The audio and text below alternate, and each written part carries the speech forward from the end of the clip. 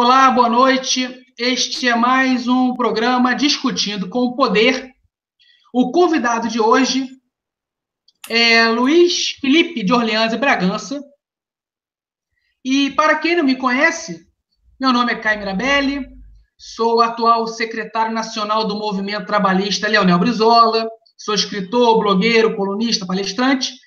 E o tema do programa de hoje serão duas pautas: direito trabalhista e economia. Para discutir comigo, convidei o meu amigo Luiz Felipe de Orleans e Bragança. Antes de iniciarmos o debate, eu quero que o meu amigo Luiz Felipe se apresente para nossos telespectadores. Obrigado, Caio. Olha, amigos do Caio, eu gostaria de me apresentar. Eu sou um ativista político, sou empresário, pai brasileiro, e tenho me tornado aí uma pessoa mais pública dos últimos 3 anos, mais em função do que está acontecendo no Brasil. A instabilidade política é muito grande, uma falta de visão de o que vai acontecer, para onde vamos, e apontando aí as deficiências no nosso sistema e como corrigi-los. E também sou autor do livro Por que o Brasil é um País Atrasado, que faz esse diagnóstico, aponta algumas saídas.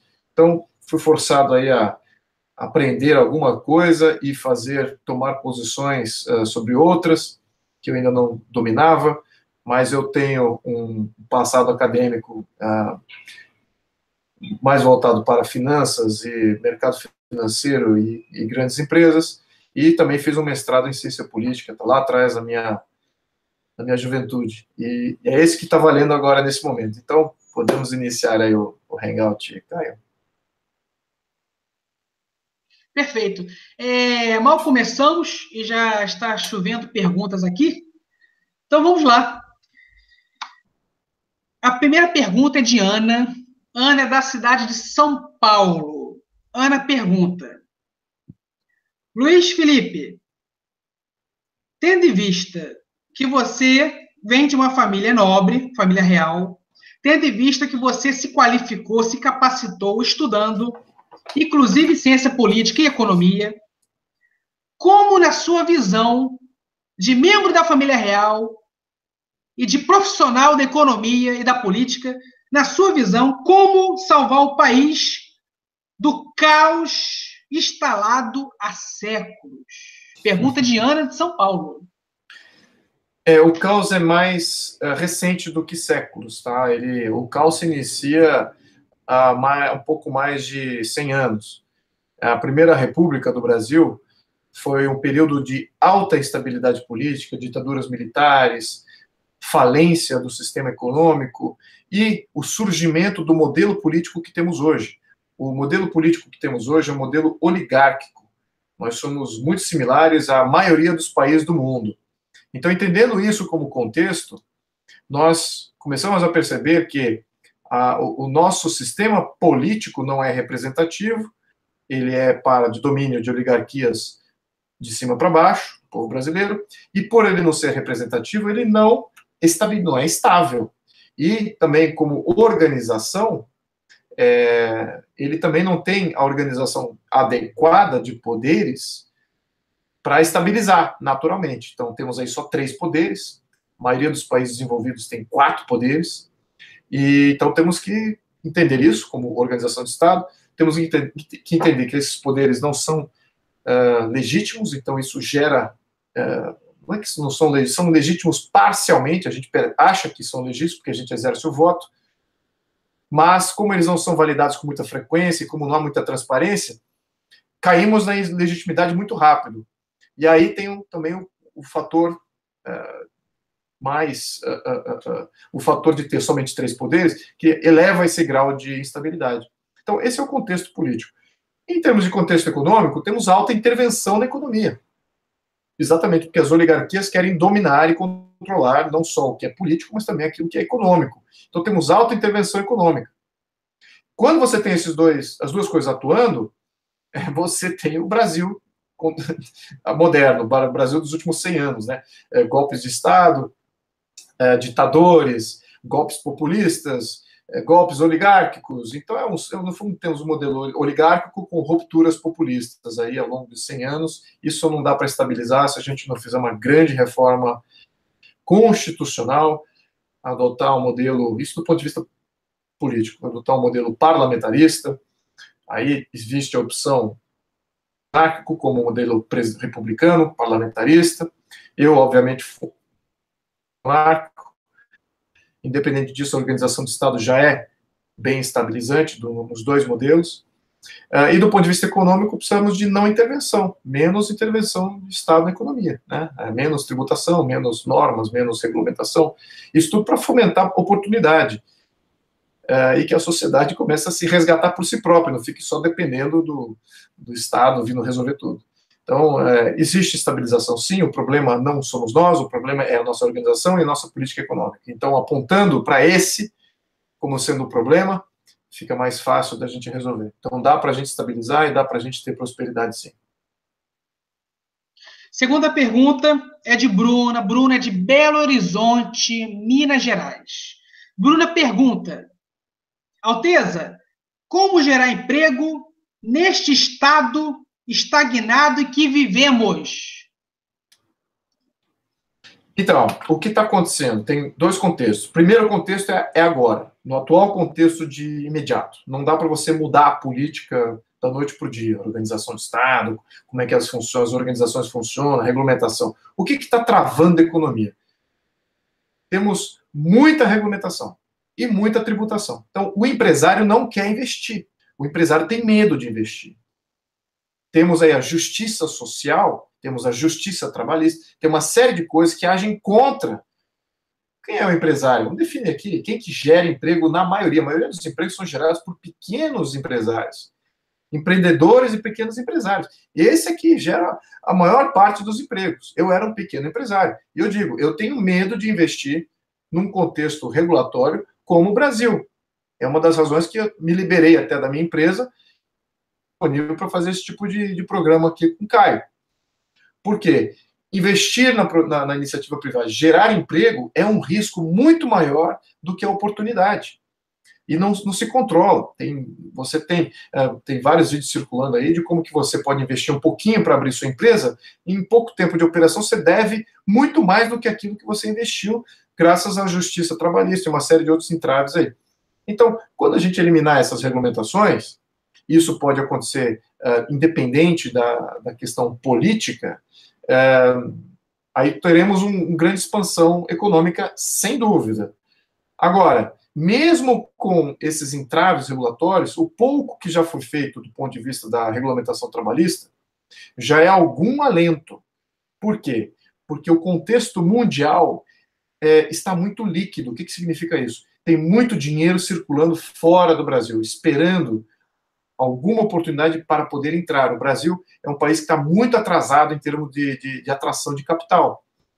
A maioria dos outros países está recebendo esse capital. E o Brasil é uma tremenda de uma potência no qual ele investindo capital aqui, o retorno dele, o volume que ele pode gerar com o seu capital é muito grande. Então, é só o Brasil mostrar que está um pouquinho mais estável, que está abrindo um pouco a regulamentação e uma enxurrada de investimento vai entrar, mesmo nesse contexto regulatório ruim que temos hoje. Então, de primeiro impacto, nós temos aí liquidez internacional, que pode entrar, dando essa luz de estabilidade, falando de estabilidade fiscal, né? Que o governo não vai quebrar, que o governo não vai dar calote nas suas dívidas. Isso já dá mais segurança para o investidor externo. Mas agora, para a gente sustentar isso ao longo prazo, vamos precisar de um longo período de desregulamentação.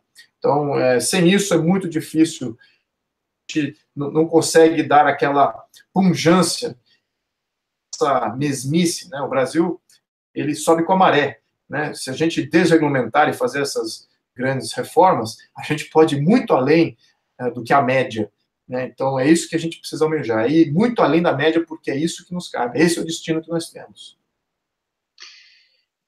Antes de eu passar para a próxima pergunta,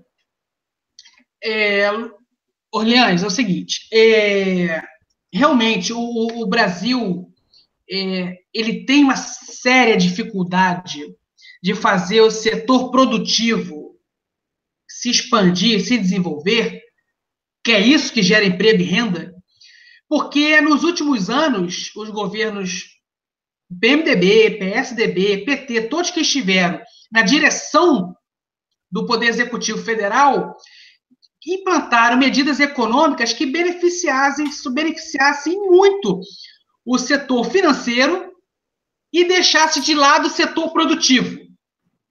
Lembrando que ambos setores geram emprego e renda, só que o setor produtivo é o que mais gera emprego e renda para a população, que é o setor financeiro.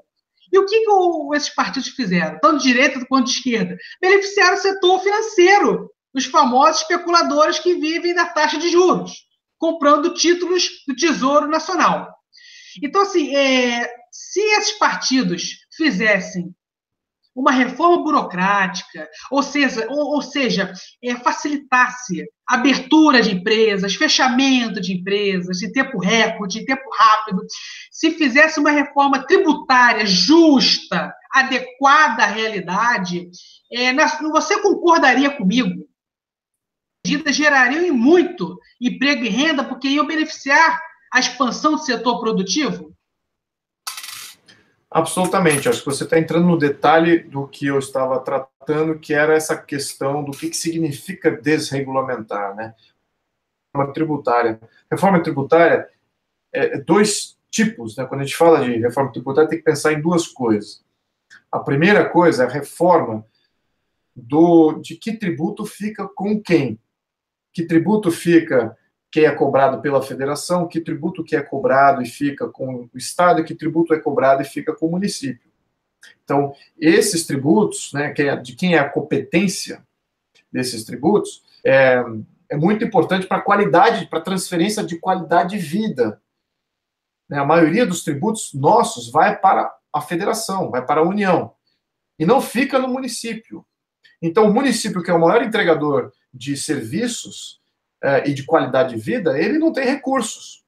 E fica aí dependendo de benesses de planos nacionais. E planos nacionais não funcionam. Temos que, toda vez que você escutar, vamos federalizar o ensino, vamos federalizar o transporte, vai dar em mediocridade e grande corrupção, porque ele vai controlar um orçamento gigantesco, uma pessoa, algumas pessoas lá na federação que vão controlar isso. Então, temos que fazer uma reforma tributária de competência de quem fica com esses tributos. Tá? A maioria dos tributos tem que ficar no município e sair do controle central de Brasília. Isso é sine qua non para a nossa qualidade de vida, para a nossa eficiência administrativa da máquina pública, para a nossa transparência e para diminuir a corrupção. O poder local é próximo, é mais fácil de controlar. Brasília é muito difícil de controlar. Esse é o primeiro ponto. O segundo ponto é com relação à reforma tributária para os indivíduos e para as empresas. Que tributos são cobrados dos indivíduos e das empresas e quando? E com que frequência? Então, empresas, por exemplo, sofrem um problema de cascata de impostos. Acho que o Caio mencionou aqui brilhantemente. É um ponto que eu ainda estava sempre na minha mente aqui, Caio, que é a questão da parte produtiva. A parte de serviços do Brasil, que seria serviço financeiro e comércio e outros serviços, essa, de certa maneira, está expandindo. Agora, a parte de transformação, que é a indústria de transformação, que é onde o Brasil levaria uma vantagem competitiva no mundo tremenda, essa está sendo sufocada. Então, a indústria brasileira, precisamos passar por uma nova revolução industrial no Brasil. O que significa isso? Desonerar a cascata de impostos. Temos aqui um produtor de matéria-prima, quando ele passa para um beneficiador dessa matéria-prima, ele paga imposto, beneficiou a matéria-prima, vai para outro fornecedor que faz algum outro tratamento e tal, também paga imposto, e finalmente vai para o produtor paga imposto, finalmente vai para o consumidor final paga imposto. Então temos uma cascata de imposto aqui, no final, o preço final para o consumidor é um agregado de impostos, e isso gera preço alto. O preço fica muito caro, por isso que os produtos feitos no Brasil são muito caros. E é por isso que as taxas de importação, por isso que a alfândega tributa muito alto os produtos importados. É exatamente para proteger a indústria nacional, que está com alta tributação, não consegue vender barato. Então temos que ter imposto de importação alto. a indústria brasileira para não entrar em derrocado, porque se abaixar o imposto de importação, quebra toda a indústria nacional. Mas essa indústria nacional, mesmo assim, precisa ser desregulamentada, menos cascata de impostos, a incidência dos impostos, a frequência, todo mês temos que pagar DARF. Nos Estados Unidos, a frequência é muito mais baixa, tem impostos que incidem no máximo, cada 3 meses, ou 2 vezes por ano. A maioria dos estados lá é 1 vez por ano somente. Então, temos que rever isso, porque aí o empresário consegue ter fluxo de caixa e acúmulo de caixa, e ele só é tributado no final das contas com aquilo que sobrou. Isso até as pessoas físicas. O Brasil tem esse problema. Você investe em diferentes... Você faz uma poupança, faz uma previdência, faz um outro investimento pequeno. Você é tributado em cada um dos investimentos. Em outros países, você só é tributado no resultado final, e não em cada um. Então, isso tem diferentes coisas que a gente pode fazer aí nesses dois sentidos. Então, Caio, você tem toda a razão. Reforma tributária, nesses 2 quesitos, é extremamente importante para a qualidade de vida e para deixar a poupança na mão das famílias. É só uma questão... Não estamos nem falando de abaixar os tributos aqui, hein, Caio? Estamos só falando de reorganizar os tributos que existem. Então, sem entrar na polêmica aí de querer baixar imposto porque aí vai perder serviço, não é nada disso. É reorganização. Apesar de que eu sou favorável também da redução. Mas tudo bem, isso é um outro assunto, tá? Próxima pergunta é do Marcos. Marcos é da cidade de Vila Velha, Espírito Santo. Ele está perguntando: Alteza, o que tu acha da tese do falecido Enéas Carneiro sobre o imposto único?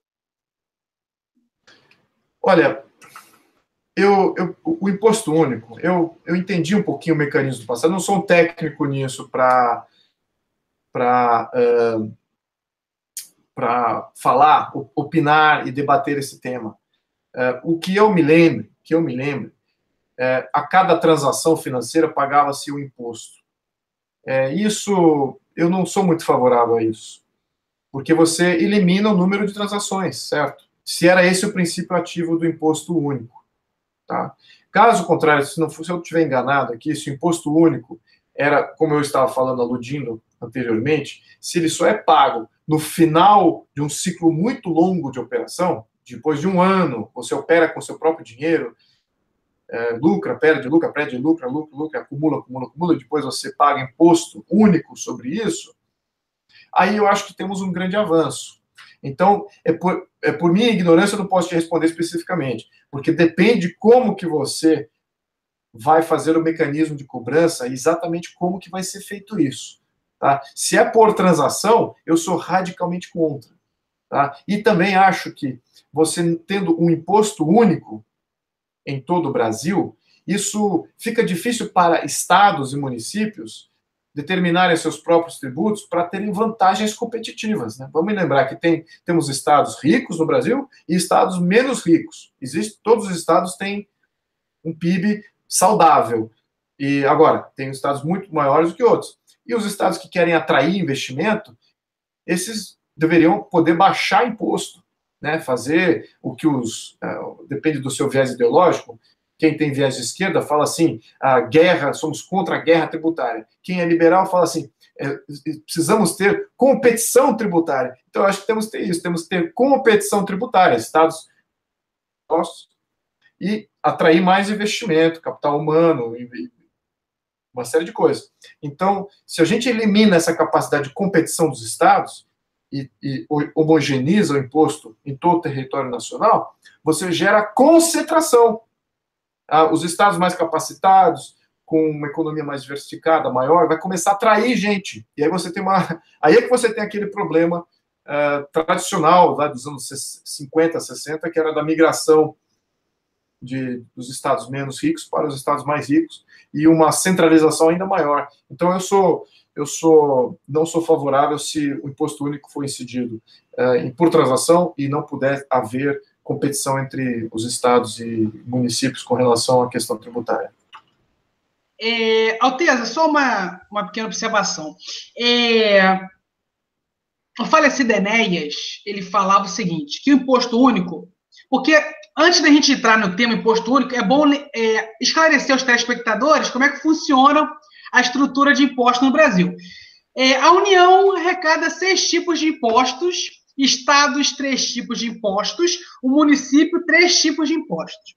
Então, segundo o falecido Enéas, o imposto único que ele queria implantar, caso fosse presidente do Brasil, era que você pegasse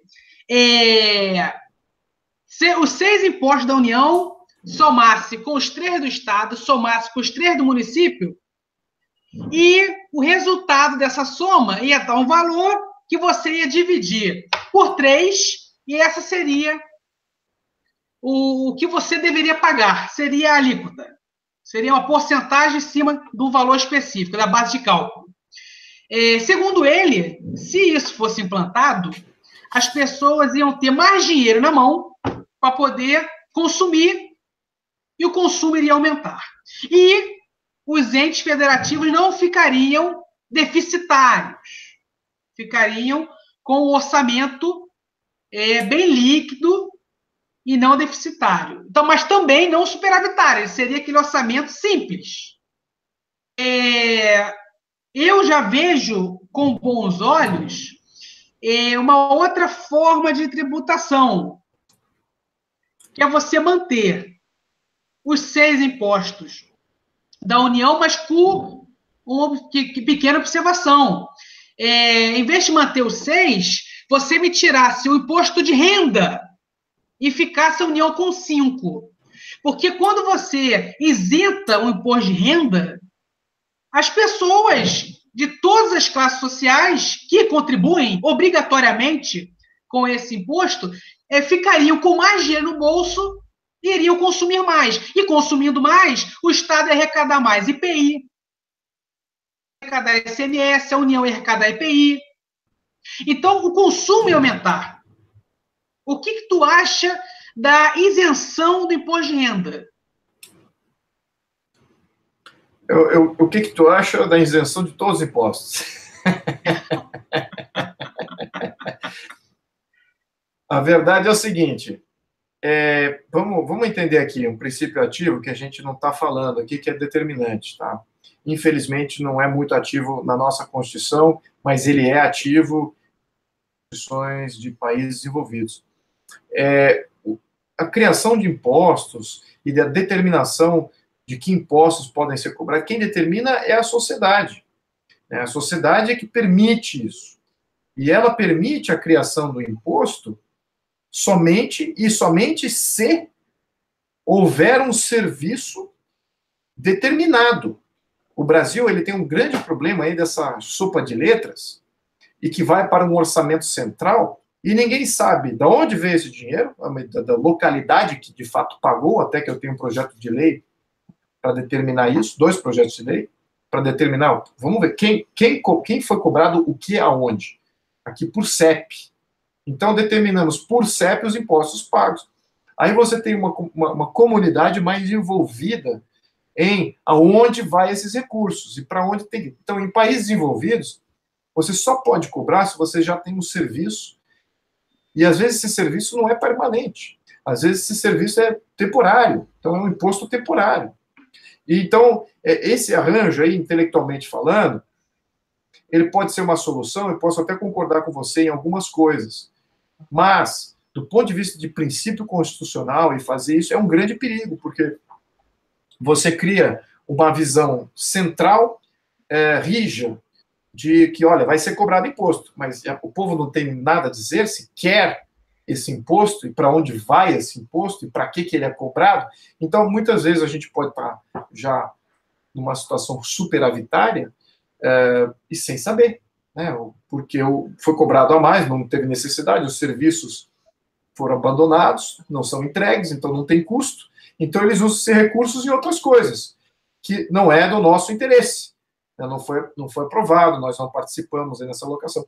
Então, temos que ter aí um orçamento um pouco mais participativo, né, uma sociedade local mais participativa, olhando para que impostos paga e para onde esses impostos são usados, porque, na verdade, você está tirando poupança da sociedade. Né? Essa que então, é a sua poupança que está indo embora ali. Então, é o futuro, é a herança que você vai dar para o seu filho, é uma série de coisas, é o carro que você vai comprar no final do ano, é tudo isso que você está abrindo mão numa ideia de algum burocrata, olha, vamos unificar tudo, etc., vamos controlar isso, porque isso aqui vai equilibrar as coisas.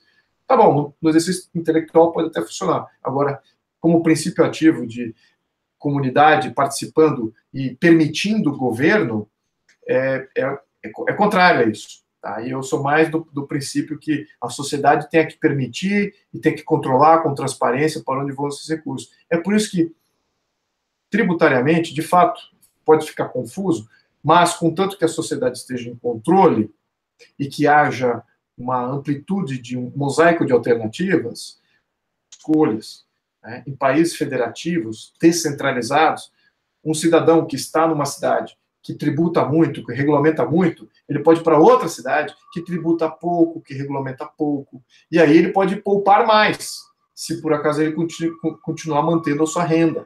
Então, essas opções nós precisamos criar no Brasil. No minuto que você uniformiza, todo mundo aqui no Brasil, o cara em Manaus, o cara no Sul, o cara no São Paulo paga tudo a mesma coisa. Você não vai ter muita distinção de região aí, em termos de custo de vida. E nós precisamos ter essas opções para que o brasileiro ele opte para aquilo que é melhor para ele, em termos da sua equação daquilo que ele possa fazer poupança ou não. Então, essa que é a minha opinião.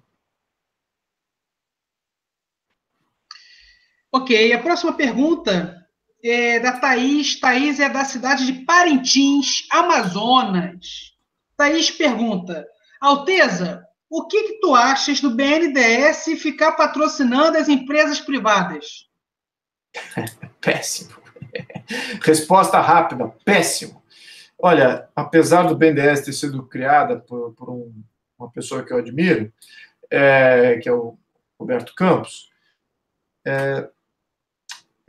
o fato de você criar burocracia central, ela, ao longo do tempo, não importa o seu intento inicial, vai sempre agir contra os interesses da nação, sempre. E vai sempre se beneficiar e se permanecer. Então, o BNDES não é diferente. O início do BNDES era para fomentar investimento em pequenas empresas. Pequenas empresas, pequenos negócios, empresas que iam gerar emprego e oportunidade de emprego. Claro, mas aí tem uma série de problemas nisso aí. Né? Você criou uma empresa que financia a um juro mais barato do que um juro do mercado, então isso atraiu grandes interesses. E à medida que você atrai grandes interesses, essas oligarquias da qual eu falei no início, elas começam a agir no poder público e falam assim, olha, vamos distorcer esse BNDES aí, vamos abrir para investimento em grande empresa, porque eu também na grande empresa eu posso justificar a criação de emprego na grande empresa. Aqui 100 mil empregos, isso me dá 10 bi de real, etc. Então tem toda a argumentação. Para o burocrata é mais fácil. Eu vou lidar com uma grande empresa, vou liberar aqui 10 bilhões, ele vai gerar X mil empregos. Muito bem, eu estou com a minha missão cumprida. Não está. Ele facilitou para ele mesmo. E nesse facilitação para ele mesmo, ele distorceu todo o modelo. O modelo era exatamente para fomentar a pequena empresa. Então, o ideal é não ter o BNDES. O ideal é você ter uma desregulamentação financeira, ou, aliás, uma regulamentação financeira, para fragmentar os bancos. Os bancos se consolidaram tremendamente. Você tem poucos bancos no Brasil que detêm a maior parte dos depósitos. Você tem 2 bancos privados, que é o Bradesco e Itaú, e 3 bancos estatais, e é isso que detém aí mais de 90% dos depósitos do Brasil. Então, eles controlam quanto que é taxa de juros, uma série de coisas, internamente falando.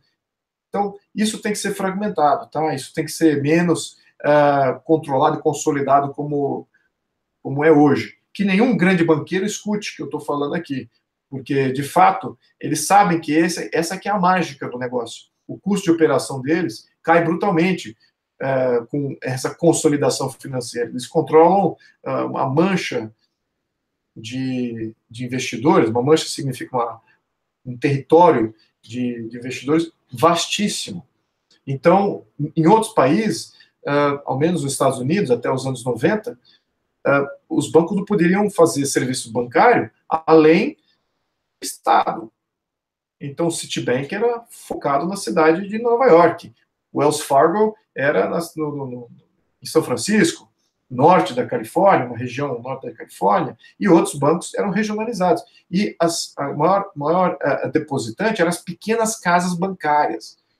E nem tem mais esse conceito de casa bancária aqui no Brasil. O meu avô, por acaso, meu avô materno, ele fez uma casa bancária nos anos 50, e hoje, se quiser fazer uma casa bancária, é bem provável que a regulamentação, criada pelos grandes bancos, junto com os poderes políticos, nem permite. Então, nós precisamos rever esse nosso sistema financeiro, sim, com muita seriedade e muita coragem, porque é isso que vai dar a competição também na oferta de dinheiro, é isso que precisamos. Com pequenas casas bancárias dando dinheiro localmente, financiando imóveis, financiando compra de bens de consumo localmente, é isso que vai dar essa competição financeira que a gente precisa. Eu nem sei se eu respondi a pergunta, eu entrei nesse... Respondeu perfeitamente. Aliás, os telespectadores estão até aqui me elogiando via WhatsApp pela sua oratória, pela sua pedagogia, estão gostando muito. Bom, eu tenho uma pontuação a fazer. O senhor sabe que eu venho da linhagem trabalhista nacionalista de Getúlio Vargas, João Goulart, Leonel Brizola, né? E a visão de Estado que nós temos é: o Estado administra saúde, educação, infraestrutura, saneamento básico, defesa nacional, e só intervém na economia em 2 setores: nas questões energéticas, produção de energia, e telecomunicações. Na sua visão de um liberal moderno, um liberal adaptado, atualizado às demandas da humanidade, que são novas e que sempre aumentam, qual seria a sua visão de Estado? O Estado tem que administrar o quê e tem que intervir aonde?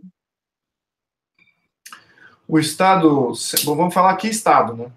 Porque estamos falando aqui... Quando a gente fala Estado, a gente precisa determinar o que é o Estado. O Estado é a União, é o poder federal. O poder federal, a única coisa que só o poder federal é capaz de fazer é a defesa da soberania nacional. É a segurança pública no seu sentido amplo, a diplomacia, os grandes acordos internacionais. Então, é isso que é a Polícia Federal. Temos também a Justiça. Ele dá uma ordem jurídica em todo o território nacional. Só o poder federal pode fazer isso. E, claro, que a ordem pública, né, a administração não a administração, mas a monitoramento das instituições de Estado, não só do Estado Federação, mas o monitoramento de como os Estados-membros estão se regendo, né? Por exemplo, se está havendo corrupção de um governo ou de alguma cidade. Então, o Estado Federação, essa que é a função que só ele pode fazer. Agora, qual o problema aqui? O problema é que a Constituição e muitos daqueles que trabalham contra a sociedade brasileira, eles querem ver a federação fazer tudo. Aí a federação tem que fazer ensino, educação, a cultura vem lá de Brasília, vem lá do presidente que determina como é que vai ser a cultura, então passa uma série de leis e nomeia todas as autarquias culturais que ele controla, nomeia para todas as universidades, então ele controla também a educação, controla a taxa de juros, controla uma série de coisas. Ele controla demais, uma pessoa só. Então, tudo lá em Brasília. E o que que agora vimos o STF interferindo lá no Nordeste, quando teve aquela festa, não é o tipo da festa do peão boiadeiro no Nordeste, eu esqueci até qual era o estado, não sei se é o estado do Pará. O que que o STF está fazendo, se interferindo em uma cultura local? O que que ele está fazendo? O povo daquele estado viu isso com bons olhos? Local, lá naquele estado, para determinar que o STF tem ingerência sobre aquele estado? Pô, ele literalmente acabou com uma indústria que empregava 100 mil pessoas, 50, 100 mil pessoas. Assim, do ponto de vista central. Então temos que entender que agora o poder central não é para se interferir em educação, não é para se interferir em cultura, não é para se interferir em saúde, não é para interferir em uma série de coisas que são competências dos estados e dos municípios. Aí sim é que devem ter, podem ter, não é que devem, mas que podem ter se o povo local assim o permitir. Essa que é a dinâmica. Então, pode surgir nessa nova organização de Estado, que eu estou propondo, opções. Então, haverá estados que querem que o Estado, que o governo local faça tudo, faça educação, faça cultura, tenha transporte grátis, tem uma série de coisas. É bem provável que vai quebrar muito rápido, mas por um período vai entregar esse benefício que o povo quis. Em outro estado, ele não vai entregar nada disso, vai deixar a poupança na mão dos seus cidadãos e desregulamenta a economia, pode haver bastante investimento, as empresas podem migrar para lá e vai ter muita oportunidade de trabalho. Essas são as trocas. Enfim, temos que ter opções para o Brasil. O Brasil é vastíssimo, controlar ele centralmente. Não dá para você oferecer um serviço de qualidade do ponto de vista central, impossível, mesmo que determinemos por Constituição que vá ter que ter uma previdência para todo cidadão brasileiro, que seja algo administrado localmente, não seja algo administrado centralmente, certo? Então, isso que é o principal aqui, a descentralização dos serviços públicos, das competências e dos tributos para financiar essas competências. E que a sociedade localmente monitore isso. Correr, o que já temos hoje é o que vamos ter amanhã, porque o problema de hoje é esse, o problema é centralismo. O problema é muita concentração de serviço, de tributo, de orçamento, na mão de poucos políticos intransparentes, longe e distante do cidadão brasileiro.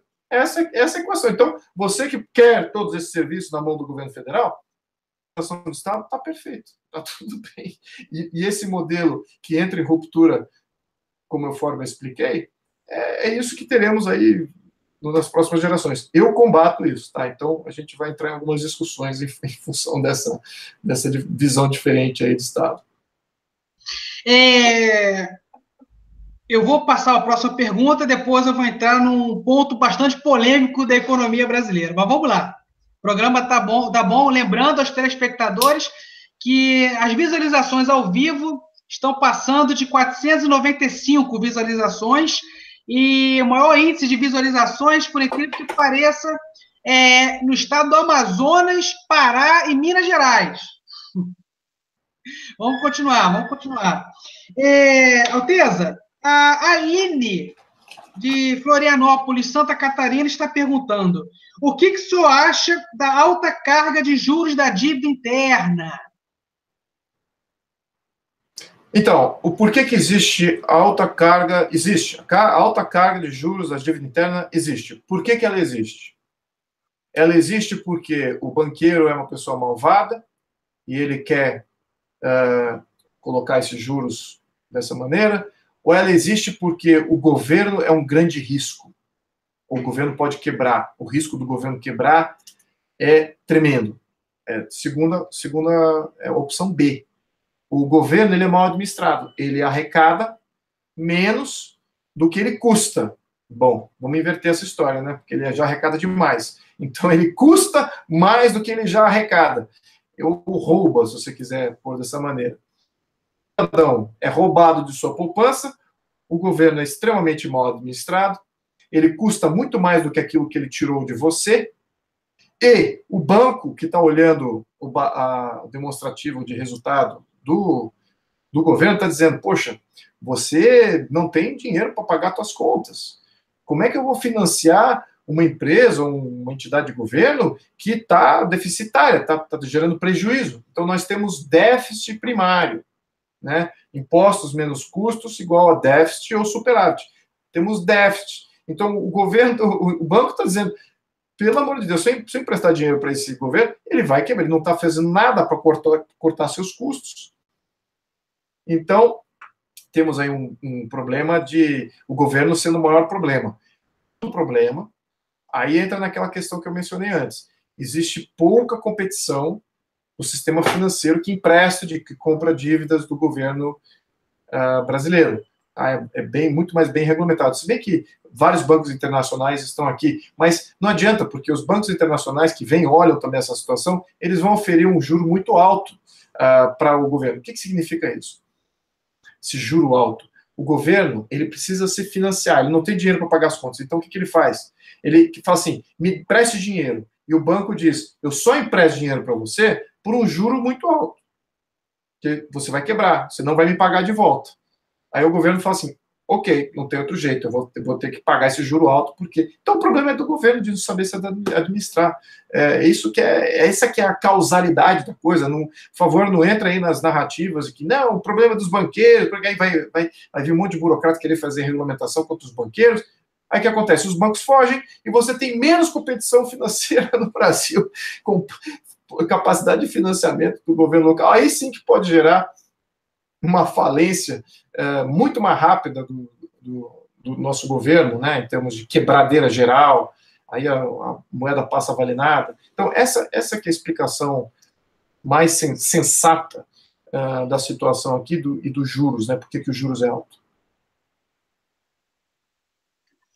Realmente existe o risco que o país corre em manter suas contas em dia, e isso é avaliado por instituições financeiras internacionais que vão dar uma classificação para o país, orientando os banqueiros se aquele país é seguro ou não para investir, para emprestar.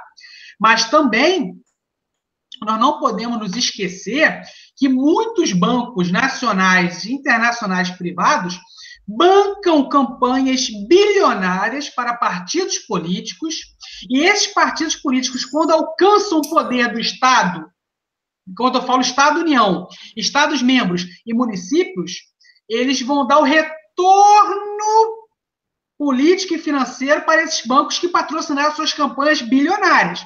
Então, assim, o Lula e o PT prometeram diminuir os juros da dívida interna, prometeram diminuir os juros dos empréstimos e não fizeram isso. Eles aumentaram os juros e os rentistas internacionais, que são os banqueiros que compram o título de todo Tesouro Nacional, passaram a lucrar muito. Vou dar um exemplo para os nossos telespectadores. A União emite um título a R$100 em agosto de 2018. Vamos supor que o Banco Itaú compre a R$100 esse título. Em setembro, esse título que o Banco Itaú comprou por R$100 vai estar valendo R$500. Ou seja, ele pega de volta os R$100 que investiu e mais R$400 de lucro. Ou seja, ele só teve esse lucro porque os juros da dívida estão muito alto. Aí tem que se especular. Está alto por quê? Porque o Brasil, quando emitiu esse título, ele estava no vermelho economicamente? Ele estava indo à falência? Ou porque houve uma fé do gestor público que ganhou as eleições com dinheiro patrocinado do banco? Nós temos que levantar essas questões também. É claro que um país periférico, ele não tem uma boa classificação no setor financeiro. Então, os juros dele não pode ser muito baixo, é óbvio. Isso é economia básica. Agora, que o Brasil comete um crime triplicando os juros da dívida para beneficiar seus patrocinadores, são os banqueiros, isso também é um fato que tem que ser combatido. Tem que ser combatido e tem que ser debatido com a sociedade. Né? Absolutamente. Eu acho que você pontuou bem. Sim. A próxima pergunta é Leon. Leon é do bairro de Copacabana, Rio de Janeiro. E o Leon está perguntando assim, Alteza, se tu estivesses na direção do governo federal e quisesse fazer uma reforma trabalhista com viés liberal, com o intuito de promover o desenvolvimento econômico e gerar mais emprego e renda, quais direitos da CLT que o senhor iria retirar? Olha, a CLT, vamos primeiro entender o seguinte, qualquer regulamentação trabalhista, por menor que seja, ela gera desemprego. Então, vou repetir isso aqui. Qualquer regulamentação trabalhista gera desemprego. Você acabou de eliminar uma série de opções que um pequeno empresário ou um trabalhador que queira trabalhar 2 empregos ou numa situação variável ou fazer um acordo totalmente fora de um contexto regulado, pode fazer. Então, então, eu sou contra a regulação trabalhista. Tá? Eu sou contra. Eu acho que não deve ter. E não deve ter não só por esse motivo de gerar um impedimento para que as camadas mais carentes começar a descobrir métodos de engajamento empregatícios que vão gerar oportunidades de emprego que podem maturar aí numa situação de melhoria. E que o empresário não seja colocado a risco, porque isso é um grande problema dos pequenos empresários. Eles começam na informalidade, ali naqueles arranjos, isso não impede. A regulamentação cria um mercado negro de trabalho absurdo, um mercado informal de trabalho absurdo.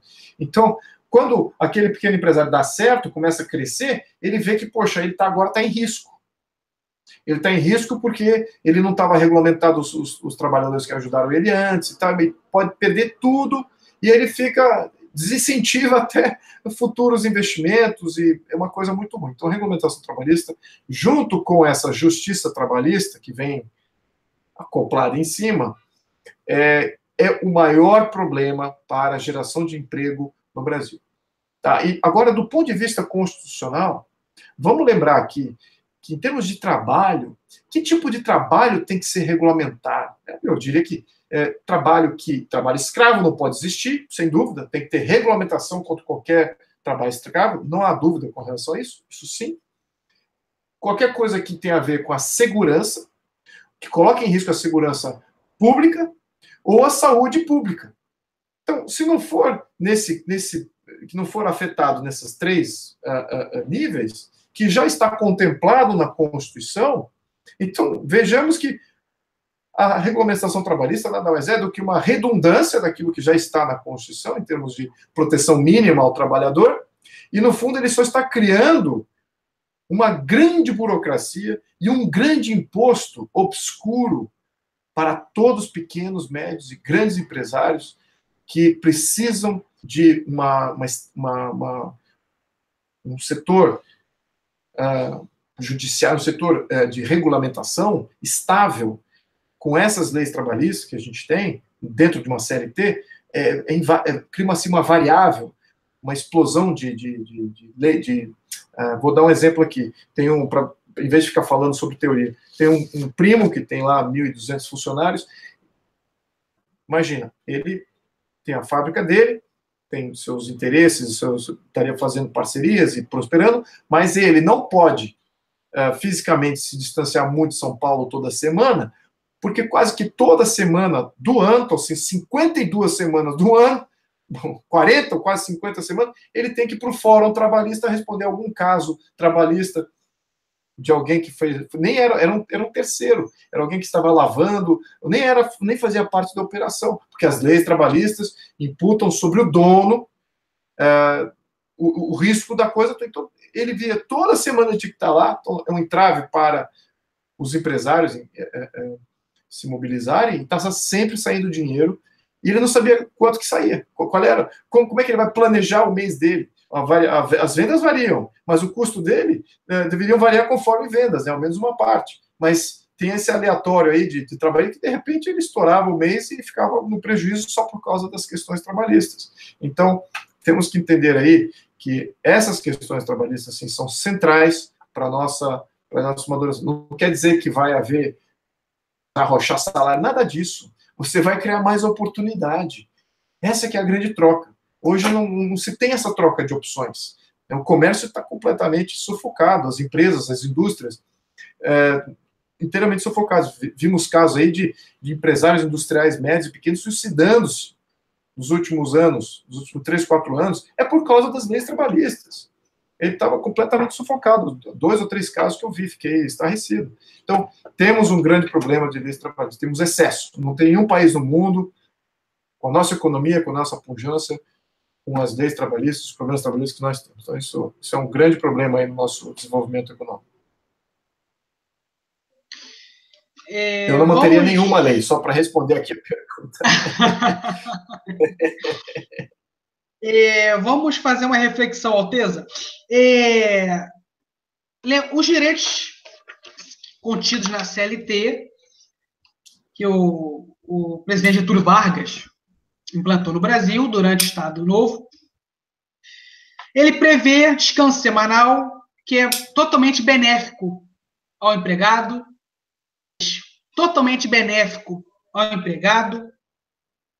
salário mínimo totalmente benéfico ao empregado, hora extra totalmente benéfico ao empregado, e depois, com o presidente João Goulart e com a ditadura militar, se acresceu mais 2 direitos, que foram o 13º salário, com o Jango, e o FGTS com o governo militar.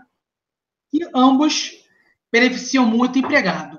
Alguns desses direitos mencionados aqui proporcionam equilíbrio emocional, mental, saúde física para os empregados, e os outros direitos proporcionam aumento do poder de compra desse empregado, que vai poder alimentar melhor sua família, pagar mais as contas de sua casa e vai poder consumir mais.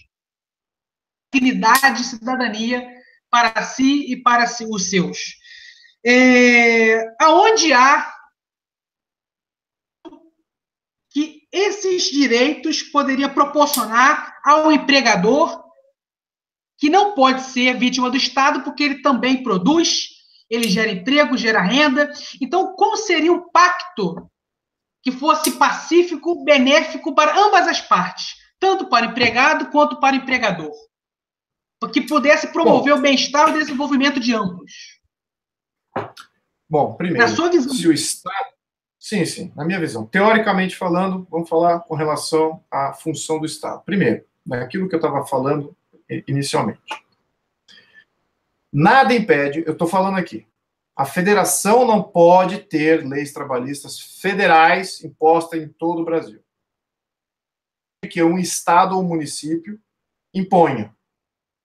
Aí, um Estado ou município pode impor leis trabalhistas tal qual existe na CLT, Consolidação das Leis Trabalhistas. Pode manter isso. Mas a federação não, de jeito nenhum. Porque tira opções do brasileiro. O consumidor, o trabalhador precisa ter opções. Ele pode querer trabalhar no regime de CLT, pode não querer trabalhar no regime de CLT. Ele tem que ter essa opção. Hoje ele não tem. Hoje, se ele trabalha informal, ele também está sob uma júdice aí. Então, temos aí uma questão de opção. Segundo, essa perspectiva da CLT, ela vê o trabalhador como o empregado, o trabalhador e o empregador, como antagônicos. Em países desenvolvidos, eles são os melhores amigos. Eles são os melhores amigos exatamente porque não tem a CLT no meio. E quando não tem a CLT no meio, o que acontece? Isso agora, eu estou falando fora, não podemos só olhar a CLT. Temos que olhar o contexto. O contexto sem CLT, sendo regido por CLT, existem opções de trabalho. Então, ninguém é forçado a trabalhar para uma empresa que não dê condições boas de trabalho. Tem outras empresas que surgem, talvez, no mesmo setor, que dê essas opções. Só que quando você tem essa regulamentação onipresente, o que acontece? Acontece o que temos um pouco no Brasil, que tinha lá no início do século XX. Controle financeiro de poucas empresas. Então, ou você trabalhava por aquela empresa, ou você não trabalhava. Era essa que era a opção. Hoje não é mais assim, mesmo num contexto extremamente regulamentado. Os setores já estão bem diversificados. Há vários, quase nenhum setor tem monopólio, a não ser os monopólios estatais.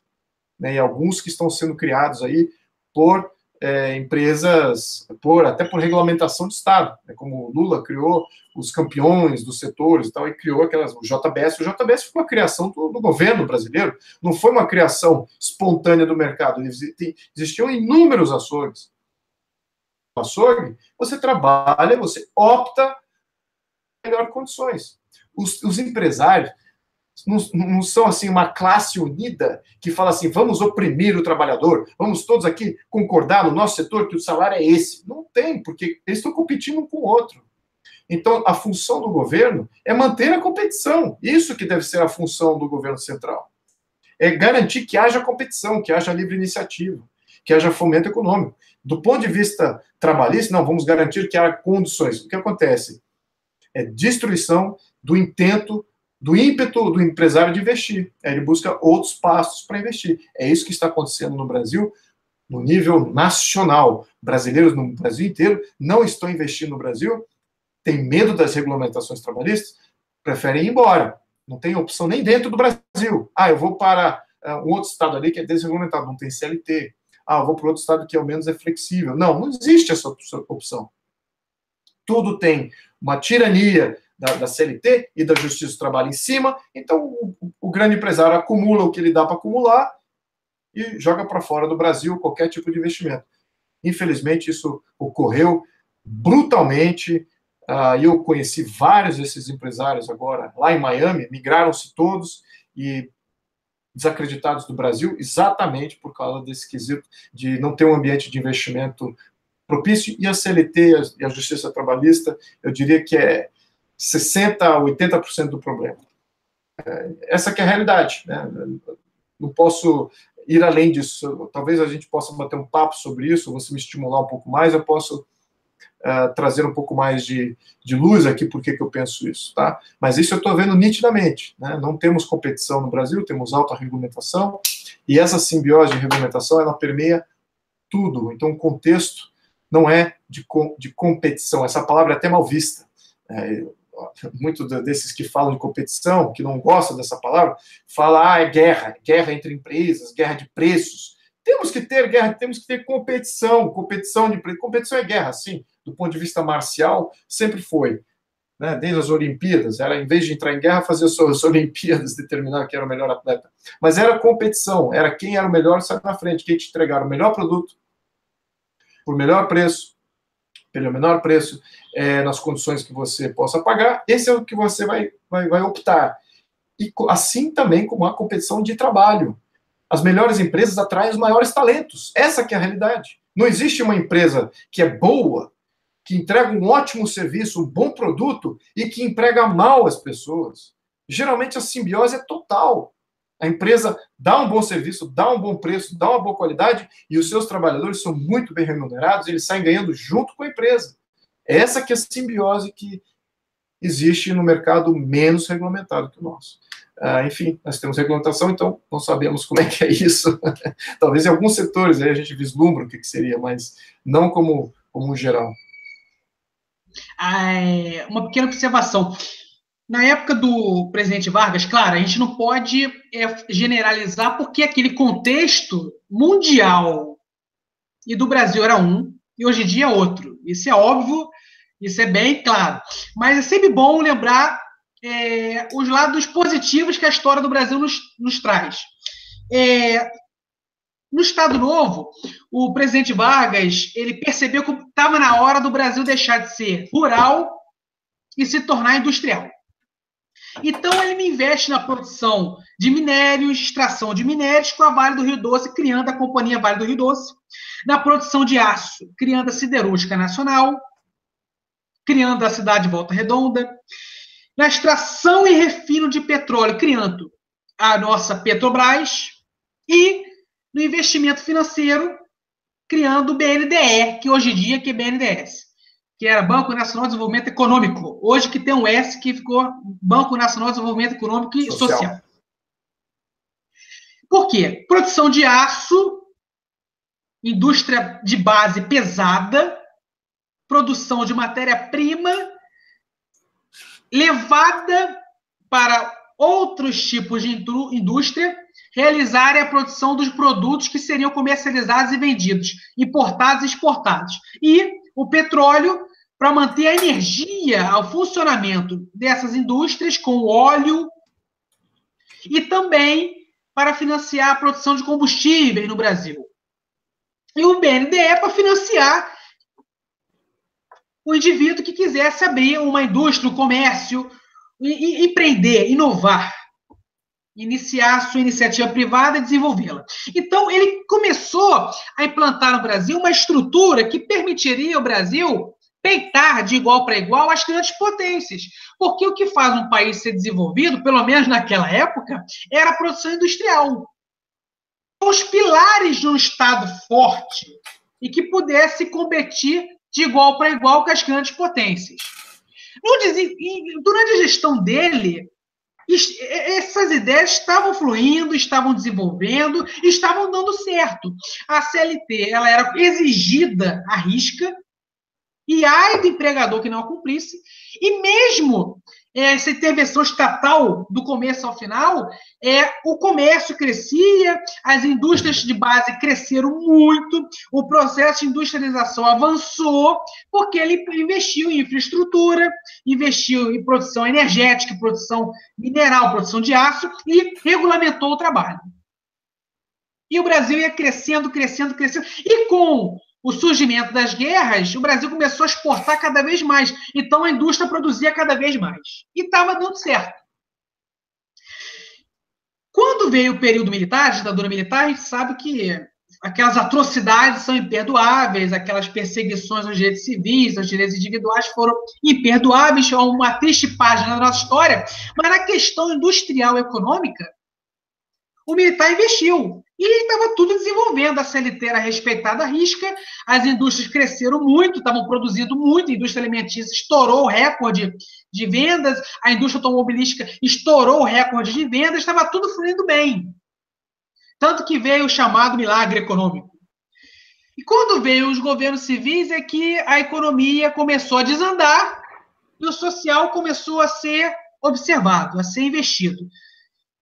E nos últimos anos, com FHC, Lula, Dilma e Temer, o processo de industrialização vem sendo destruído. O que está acontecendo no Brasil é um processo contrário, desindustrialização. Nós estamos voltando a ser 1915, 1913. Porque o Brasil, ele cresceu com FHC e Lula na produção da agricultura, da pecuária, na produção da agronomia, na indústria agronômica, mas a indústria mesmo, de base, está sendo destruída, a indústria alimentícia sendo destruída, a indústria automobilística está sendo destruída, com o Lula teve alguns picos de crescimento, mas depois começou a desandar. Então, o Brasil voltou a ser um mero exportador de commodities. É o maior exportador de uva, laranja, banana, soja, mas só isso não dá para você promover um desenvolvimento econômico de um país. Então, assim, na sua opinião, na sua visão, como ressuscitar a volta do crescimento industrial? Você já deu um exemplo, mexendo na desregulamentação trabalhista, favorecendo a relação empregador-empregado de outras formas sem intervenção estatal. Mas qual seria a sua atuação econômica para reativar o processo de industrialização do Brasil e o Brasil deixar de ser colônia agrícola? Perfeito. Nesse quesito, a cascata de impostos, vamos lembrar que a indústria, ela nada mais é do que uma processadora. Entra matéria-prima, sai produto acabado. Então, no interim, é um processo, ou vários processos. E esses processos são tributados. Não só os processos de um fornecedor para outro, beneficiamento de produtos, são tributados, mas a frequência é muito ativa, é cada mês. Então, o produto acabado, ele tem um tempo para ser manufaturado, tem outros fornecedores, então você já está pagando imposto em cima desses custos, e o produto acabado sai caro. Não só sai caro, em função dele sair caro, as trocas que se fazem em qualidade. Então, bom, está saindo caro demais, então vamos tirar alguns processos, o produto sai mais cru, não sai tão refinado assim. Então, nós temos aí uma base industrial que tem feito esse tipo de troca, sobretudo por causa do problema tributário. Então, falamos aqui da questão trabalhista, sim, que é um grande do entrave, sobretudo para o industrial, que ainda depende de mão de obra, qualificada para operar as máquinas, etc. Mas também temos aí a cascata de impostos e frequência desses impostos, que incide-se a cada seu momento. Existe muita alternância aí de que imposto incide em quando. Cada dia temos aí 3 normas tributárias sendo passadas. O empresário tem uma equipe de contador, um pequeno empresário tem que ter um contador muito bem qualificado para não cair aí num grande problema tributário. Então, esse tipo de coisa mitiga a indústria, que exige um prazo um pouco maior de investimento, até você fazer o setup da máquina, fazer os vínculos com o fornecedor, receber matéria-prima, processar de uma maneira eficiente, entregar um produto bom. Demora mais tempo do que a indústria de serviços. Né? A indústria de serviços é muito mais rápido de você montar. No entanto, eu concordo 100% com você. Eu acho que o Brasil precisa passar por uma revolução industrial. Acho que a gente está aqui divergindo, talvez, alguma coisa, em como, certo? E que equação que seria essa para fazer essa equação. Eu já trabalhei, a minha empresa era uma distribuidora, mas eu tinha matéria-prima, eu tinha máquina, eu tinha molde, eu tinha patentes desses produtos, e eu não queria operar uma indústria, eu poderia ter muito bem montado uma indústria, mas eu não sou um industrial capaz de fazer operação de máquina, de entender os processos internos lá para o beneficiamento das peças, dos produtos que eu estava vendendo para o mercado de motopeças que eu estava atendendo. E eu tinha vários projetos, muitos projetos eram de fazer uma moto brasileira, 100% brasileira, design meu, mas isso em 2005. Aí já chegou em 2009 a regulamentação contra a indústria, regulamentação ambientalista, regulamentação de segurança de bombeiro. A regulamentação é geral, não é assim, não é o presidente que cria regulamentação. Ela vem de tudo quanto é lado, ela vem de OAB, ela vem o governo local, ela vem do governo federal, vem do governo estadual, todo mundo contribui com regulamentação. Então, temos que ter a sociedade cobrando para desregulamentar, ou setorialmente, por indústria, ou como um todo, né? A sociedade expelindo com o poder de repelir essas regulamentações, via baixo-assinado e referendo popular. Isso é uma das coisas que a gente precisa colocar na nossa Constituição, esse direito de repelir essas regulamentações. Então, o que eu estou dizendo aqui é que, sim, precisamos de uma reforma trabalhista? Sim, também precisamos de uma reforma tributária para atender o setor industrial. E temos uma capacidade, como eu já vislumbrei aquilo, boa parte da matéria-prima que hoje fornece os carros, fornece todo o alumínio e aço que forma aí todos os grandes bens e serviços, produtos de consumo, a indústria automotiva, por exemplo, que é 35% do PIB, que é imenso o quanto ela comanda do nosso PIB, é uma indústria automotiva. E nós estamos entregando somente as commodities a toneladas vastíssimas, e estamos tendo que importar o produto beneficiado para fazer somente a montagem aqui no Brasil. Não tem cabimento. A gente poderia estar fazendo com essa matéria-prima numa organização melhor, fazer aqui mesmo no Brasil, e teríamos aí um potencial de exportação de um produto bom, com preço bem reduzido, para o mundo inteiro. Estaríamos mudando o polo industrial do mundo. Então, é para isso que a gente precisa entender qual é a oportunidade que está à nossa frente. Está literalmente nas nossas mãos. Nós não somos o Japão, que não tem nenhum recurso natural. Nós não somos um país africano que não tem nenhuma indústria e capacidade de saber fazer e operar. Nós temos os dois. Só não temos o quê? A organização de Estado que permite, as regulamentações, os impostos travam essa potência. Essa que é a realidade. Isso, de certa maneira, me motiva muito, porque eu vejo o problema, eu sinto ele, a resolução está tangível, mas, ao mesmo tempo, eu preciso engajar mais pessoas para que a gente faça essas grandes mudanças. Mas elas são inteiramente de organização jurídica, não tem muito outro problema no Brasil, não. Bom, infelizmente, estamos caminhando para o final. Vou fazer a última pergunta. A pergunta é da Flávia da Ilha do Governador, Rio de Janeiro. Ela está perguntando assim: Alteza, caso o Brasil, por algum motivo, voltasse a ser monarquia, estaria preparado para dirigi-lo? Bom, eu não sou o herdeiro da coroa, eu não poderia. Eu sou do ramo legítimo de vassouras, mas eu não estou na linha de sucessão. Então, eu não seria uma pergunta que caberia a mim. Agora, em termos de outra função, que não seja o de imperador, ou de rei, ou seja, como for que vai ser estabelecido, absolutamente. Acho que isso requer consciência do problema, né, consciência, a capacidade de saber entregar, ser uma pessoa organizada e disciplinada com vontade de fazer. Isso é a chave de qualquer pessoa que, de certa maneira, avança. Então, isso, nesse quesito político, tem uma boa visão daquilo que deve ser feito e como deve ser feito. Isso eu não tenho nenhuma desconfiança com relação a isso. Mas o principal aqui, a minha missão, que o brasileiro precisa parar de depender de seus representantes políticos. O brasileiro precisa começar a depender de si próprio e executar localmente, empreender localmente. É dos pequenos e médios empresários, é dos empreendedores, daqueles inovadores, é daí que vai vir todo o ganho de qualidade de vida e de opções e de empregos que o Brasil vai ter. Não vai vir de um regulamentador, de um político. O que precisamos da política é alguém que vá abrir mão disso tudo que foi criado. Hoje o Estado tem as suas garras e patas em absolutamente tudo, com unhas. Então, a função de qualquer um que seja eleito, que entre lá nesse momento, é de diminuir essa pata, diminuir essa pegada que o Estado tem sobre tudo que é nosso já. Então, e fazer com que a sociedade localmente dependa mais de si própria do que de burocratas. Então, eu diria que essa que é a missão. Tá? Então, mas obrigado pela pergunta. Foi muito a propósito aí.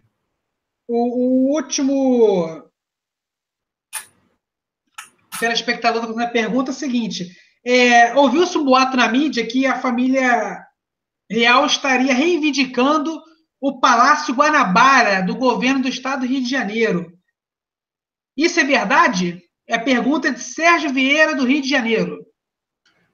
Sim, é verdade. Isso não é uma reivindicação... É a reivindicação mais antiga que existe no Brasil República.